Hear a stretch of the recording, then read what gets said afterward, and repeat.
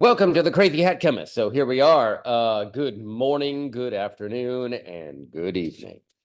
So today we are going to do the third worksheet in the series of electron configurations and orbital box diagrams at worksheet number 3. Today we're doing worksheet number 3. Before you start this video, I want to encourage you to please watch video number 1, number 2, and then start to watch this video. Before we really get moving on this, we're going to peel these weights away here, and we're going to place on here the periodic table that we have been using. So I'm going to zoom on out so that we see this periodic table in its full glory. Okay. And let's see if we can, there we go. Awesome. Looking almost there. Here we go. Perfect. So now what we have is our periodic table that we're going to use. So a few things that we want to make note of. I have highlighted certain sections of the periodic table, of which I'm going to discuss right now. In this pink section right over here, these are S as in sharp type orbitals. In this green section right here are P type orbitals. Helium is also an S type orbital. In this blue section right here are the D type orbitals. In this orange section right here are the F type orbitals.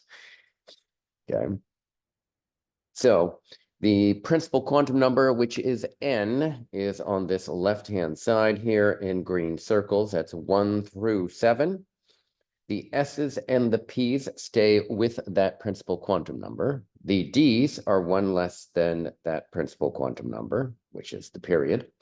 And the F's are 1 less than that of the D's.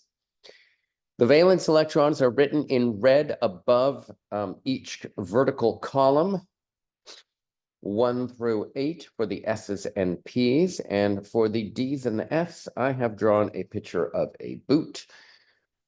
Very shabby looking boot, but still it's a boot.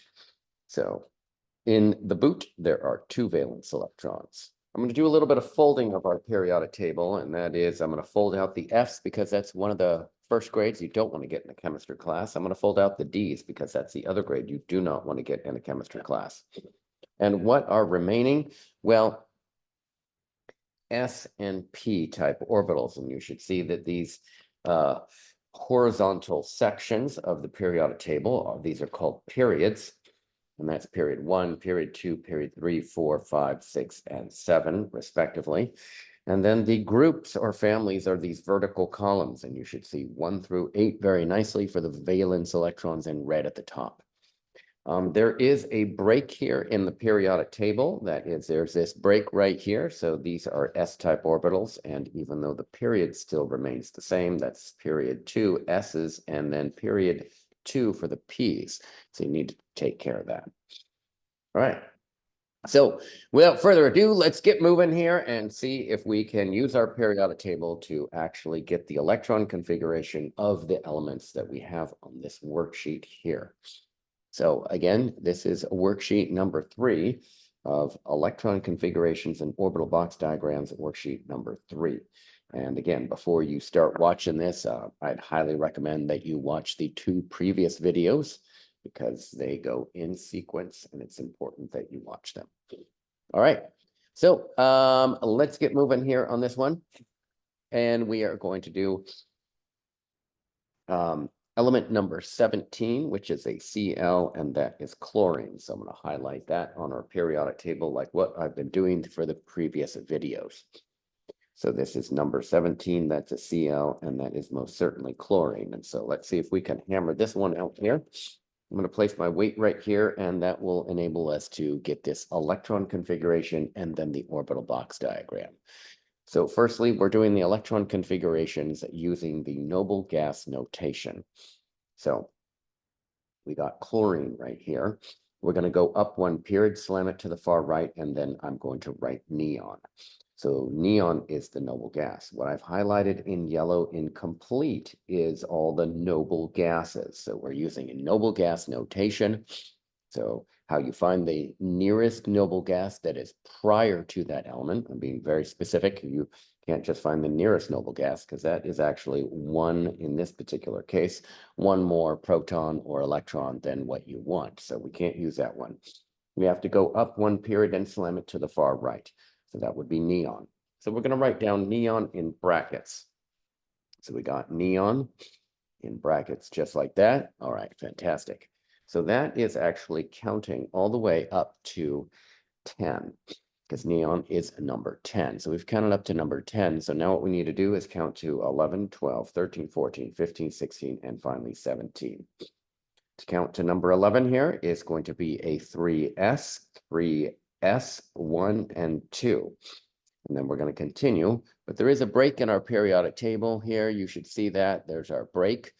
Okay, so there's a break between the S's and the P's, but it's in the same period, the same principal quantum number. That's also a 3, and it's a P, 3P, 1, 2, 3, 4, and 5. So it's going to be neon, 3S1, 2, 3P, 1, 2, 3, 4, 5. So we'll write that down. 3S2, 3P5, just like that. All right, we're going to simulate this same thing right here in the orbital box diagram of chlorine. We're going to write neon in brackets. We're going to label this box as a 3s, label this box as a 3p. We have 1, 2 valence, 2 electrons here in the 3s. We have 5 in here, 1, 2, 3, 4, and 5. Number of valence electrons is coming directly from these red numbers at the top of each group, and chlorine is in group number 17 or 7A. So it's 7 valence electrons for chlorine. That's right there like that. And you can clearly see that with the sum of these two numbers. And that gives us that 7 valence electrons. It's the largest principal quantum number, which is a 3. All right, that is it for chlorine, but we are going to continue with our next element. Here we go. All right, so let's do the next one here, and that is going to be argon. So I'm going to slide our paper up here just a little bit here, and we are going to do argon, which is element number 18. So let's highlight that like what we've been doing. That's element number 18. That's AR, and that is most certainly argon. Let's find that. And argon, where is argon? That is right here, element number 18. That's AR, that is argon. That is also a noble gas, and we have done on a previous worksheet neon. And so neon and argon are both noble gases. So just to write the electron configuration, remember, you always have to go up one period and slam it to the far right. It's already slammed to the far right. So in order to do argon, we're going to go up, and we're going to do with neon. Neon is going to be in brackets. That's counting to number 10. Then we are going to do a 3s12. There's a break in our periodic table. Then we're going to do 3p, 1, 2, 3, 4, 5, 6. So again, to do argon's electron configuration, we're going to go up, we're going to hit neon, then we're going to do 3s1, 2. Then it will be a 3p, 1, 2, 3, 4, 5, and 6. Perfect. So it is going to be neon, and then 3s2, 3p6. And we're going to simulate that same thing here in the orbital box diagram with our electron configuration right here. So orbital box diagram, we've got neon. We're going to label our boxes 3s and 3p, just like that. We're going to go up and then down, and then we're going to go up and then up and then up and then down and down and down. And then we are going to look at the number of valence electrons. So we're going to find argon on our periodic table, and the number above it is that red 8. That has 8 valence electrons. So 8 valence electrons. It's the largest principal quantum number, which is a 3, and I can sum up the 2 and the 6 to get those valence electrons. Perfect. We're going to slide this on up, and we're going to do our next element of choice here, which is going to be potassium. Sorry about that here with the little bell. So our next element of choice is going to be potassium. So that is element number 19. That's a K, and that is most certainly potassium. So let's see if we can find potassium on our periodic table. Well, we just did element number 18, which was argon. So 19, of course, would be just right after that. And that's 19. That's a K, and that's potassium. So let's see if we can get that one here nailed. So with potassium, we're going to go up one period and slam it to the far right. That will be argon. So I'm going to write argon in brackets. That's my noble gas. Then that is element 18. Then I'm going to do 19, which is going to be a 4, an S, and then a 1. So that's, again, going to be argon, 4, S, and then 1. That's it. Done. So let's write that down. So it's going to be argon in brackets, and then a 4s1. And this is going to be argon in brackets. It's a 4s type of orbital, and there's a single electron in there like that. And potassium is in group number 1. It's in column number 1. So this red 1 here corresponds to the number of valence electrons. So there's 1 valence electron. You can clearly see that right there. That's 1 valence electron for argon. Perfect. Our next one is going to be the next element, which is calcium. And here we go. That is calcium. That is element 20. That is a Ca. So let's find calcium on our periodic table. Perfect. Here is number 20. That's Ca. That's for calcium. All right. Beautiful. So what we're going to do is we're going to take our calcium. We're going to go up 1 floor on this periodic table, slam it to the far right, and we have argon. We're going to write down argon in brackets. That's our noble gas that is prior to calcium. That is counting up to 18. Then we're going to do 19 and 20. So that is a 4s12. Really simple. Argon. Then it's 4s12. Let's write that down. That's argon in brackets and 4s2. That is, of course, argon in brackets. It's a 4s type of orbital, and it's an up arrow and a down arrow. And then the number of valence electrons in calcium is at the top of this group. It's group 2, and that's why these 2, red 2 right there, 2 valence electrons for calcium. That's 2. Largest principal quantum number is a 4, and those are the 2 valence electrons. Perfect. All right. So we've done 4 of our 9 problems here. Just a real quick little selfless advertisement here. You are watching The Crazy Hat Chemist. And if you are learning chemistry through me, I greatly appreciate it. And please give me a thumbs up on the video. I will answer your comments if you have any comments. And please subscribe as well. And more importantly, inform others who are watching. If you're watching this, inform others who need to learn real chemistry, then please pass on my YouTube channel. I greatly appreciate that. Please, please, please. Thank you very much. And we're going to continue with the backside of this worksheet for problem number 5.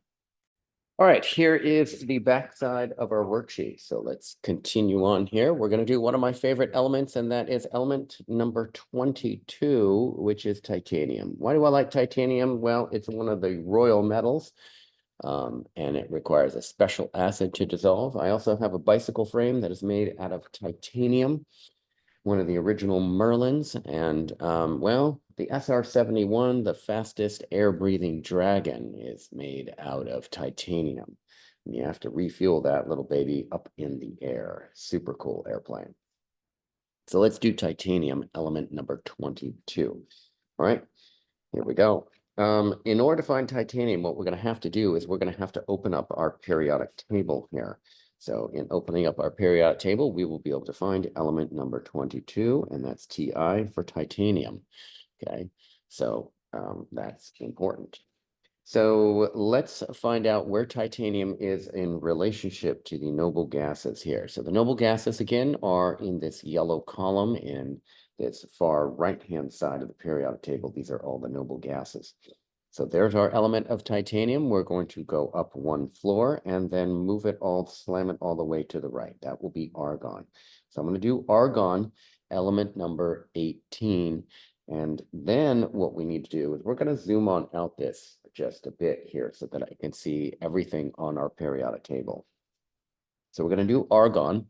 That is 1 floor up, slamming it to the right to find our noble gas. That's argon element 18. Then we're going to do 19, 20, 21, and 22. 19 and 20 are 4s12. And then 21 and 22 is a 3d12. I'll go over that here one more time again to make sure that you got that. So let's zoom on in here just a little bit so we get this a little bit closer. So to find titanium, we're going to go up 1 floor, slam it to the far right. We got argon, that's element 18. We're going to put that in brackets because that's a noble gas. Then we're going to do 4s12. The next one here is a 3d. Remember, the D's are 1 less than the period. So this is period 4, therefore this is a 3d. So 3d 1, 2. And that will be the electron configuration for titanium. And because titanium is located within the boot, and let me open this up completely, and you can clearly see the boot right here. This is the red outline of the boot. How many valence electrons in titanium? 2.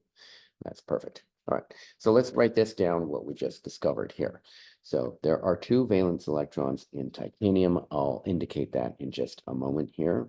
And that is going to be argon is the noble gas. It's a 4s2 and a 3d2, just like that. So this is argon. This is a 4s, this is a 3d, and this is an up, and this is a down, and this is an up, and this is an up, just like that. All right, cool. Let's zoom on in here, and so that you can see that whole thing there very nicely and clearly and large. The largest principal quantum number is a 4, not the 3. So there's our 2 valence electrons right there. All right, perfect. All right, let's continue on. Our next element here, you can see it here, it's chromium. It's number 24. So chromium, that's element number 24, that's a CR. Let's see if we can find that on a periodic table. That is also within the D block of elements. So that is element number 24, that's CR, that is most certainly chromium. So we're going to have to zoom on out on this, just like what we did with the titanium, sadly, but that's okay. We can do it all. I know we can. So here we go. Just like that. That's perfect. So here's our element that we're trying to get. That's chromium. We're going to go up 1 floor, up 1 period. We're going to slam it far to the right. That's going to be argon, and that is our noble gas of element 18. So argon is going to be in brackets. That's 18. We're going to do 19, 20, 21, 22, 23, and finally 24. So argon in brackets. Then we're going to do a 4s, 1, 2. Then it will be a 3d, 1, 2, 3, and finally 4. All right, perfect. So let's see if we can nail that out. Furthermore, chromium is within the red outline boot. So how many valence electrons within the boot? That's 2. All right, perfect. So our valence electrons for chromium, 2 right there. It's going to be argon in brackets, and then it's a 4s2, and then a 3d4, just like that. This is argon in brackets. This is a 4s, and this is a 3d. We're going to have an up, we're going to have a down, and we're going to have 1, 2, 3, 4. By the way, this is, you notice that in the 3D, I have placed the electrons in different boxes, and those electrons which are in different boxes are unpaired. This is following what's called Hund's rule, H-U-N-D-S, Hund's rule. And that is the maximum number of parallel spins. You see, these electrons are all going in the same direction, like all the lanes on a highway going northbound. The southbound lanes would be the ones going in the opposite direction. Okay. This arrow in this 4s here is going up. And then in order for this second arrow to have a different set of quantum numbers, this second arrow right here is going to follow Pauli exclusion principle. And that Pauli exclusion principle means that this arrow needs to be going down, because that way it will allow this arrow, this electron, and this electron to have a different set of 4 quantum numbers. That's why one is up and one is down within the same box. That's the Pauli exclusion principle. When you have maximum multiplicity, that is maximum number of parallel spins, the next electron would be an up right over here if we were to do the next element. Okay, and we'll find that out here in just a moment. We'll follow Hund's rule again. The Aufbau principle states that these electrons fall within a particular set of order here, and that is the lowest principal quantum number first, right? So let's move this on up here just slightly, and we're going to be able to see the next element here, which is element number 25. That's Mn for manganese. and we're going to find that element on our periodic table. Here we go. Perfect. All right, so manganese is number 25. Indeed, it's number 25. So what we wrote down, and that's Mn for manganese. Don't mistake that for magnesium, element number 12. Okay. So manganese is right up here, and that is going to go up one floor. That's up one period. We're going to slam it to the far right. We're going to get argon. That's going to be in brackets.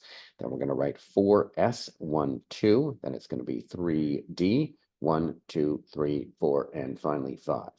So again, that's going to be argon in brackets, 4s12, 3d, 1, 2, 3, 4, 5. Let's write that down. And you should see that manganese is also within the outline of that red boot. So how many valence electrons? 2 of them.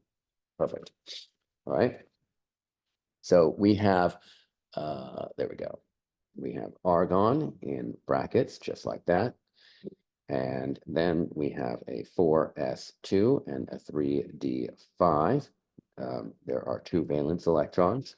This is argon for our orbital box diagram. This is a 4s. This is a 3d. This is up, and then this one is down. That's Pauli exclusion principle for that second electron. Set of 4 different quantum numbers for every electron in an atom. Okay. The next one is 3d5. So that's up, up, up, up, and finally up again. This is 1, 2, 3, 4, 5. Again, this is Hund's rule right here, the maximum multiplicity, that is maximum number of parallel spins. All right. Cool. You guys are rocking solid here. So let's keep on moving. We got only 2 more problems to do, and then we can finish up this little worksheet here and this video. All right. Awesome. So let's do the next element, and that happens to be iron. That is element number 26. That's Fe, and that's for iron. So let's find element number 26 on the periodic table here. Awesome. There we go. And here is number 26. That's Fe for iron. All right, so what we're going to do is just like before, we're going to go up one period, up one floor, slam it to the far right. That's going to be Ar, that's argon, that's element number 18. It's going to be a 4s12, then it's going to be 3d, 1, 2, 3, 4, 5, and finally 6. All right. So let's see if we can write that down. That's going to be argon in brackets. It's 4s2 and 3d6.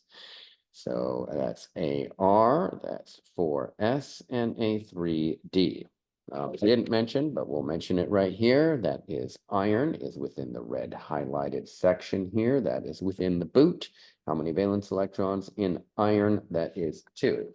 So we'll write that down as well. All right, so here we go. We're going to write out this orbital box diagram. That's 4s 1 and 2 and 3d 1, 2, 3, 4, 5, and then finally 6. Fantastic. All right. The next element that we're going to do is element number 27, and that is CO for cobalt. Cobalt. Let's find cobalt on our periodic table, and it is right there. Number 27, CO for cobalt. Perfect. Let's do cobalt. So cobalt is right here. We're going to go up one floor, up one level, up one period, and then slam it to the far right. That's going to be Ar for argon. That's element 18. That's going to be our noble gas in brackets. Then we're going to do 4s, 1 and 2. Then it's a 3d, 1, 2, 3, 4, 5, 6, 7. Let's just do that one more time. There's cobalt. We're going to go up one period, slam it to the far right to find our noble gas. Prior to that element, that is argon. That's element 18. Then it's 4s, 1, 2, 3d, 1, 2, 3, 4, 5, 6, and finally 7. All right, let's sketch that out here. That's argon. In brackets, that's a 4s2, a 3d7. And of course, cobalt, just like titanium, chromium, manganese, iron, and cobalt, they are all within this outline of a boot, and that is 2 valence electrons. So we can certainly write that down as well. This is a 4s, this is a 3d. And this is argon, and this is an up and a down for the 4s2. Then there's 7. That's 1, 2, 3, 4, 5, 6, and finally 7. When you have unpaired electrons, and it doesn't matter how many unpaired electrons, that's paramagnetic. So paramagnetic, this is paramagnetic because it has 3 unpaired electrons. In fact, that's cobalt. Iron is paramagnetic. It has 4 unpaired electrons. That's 1, 2, 3, and 4. Manganese is paramagnetic.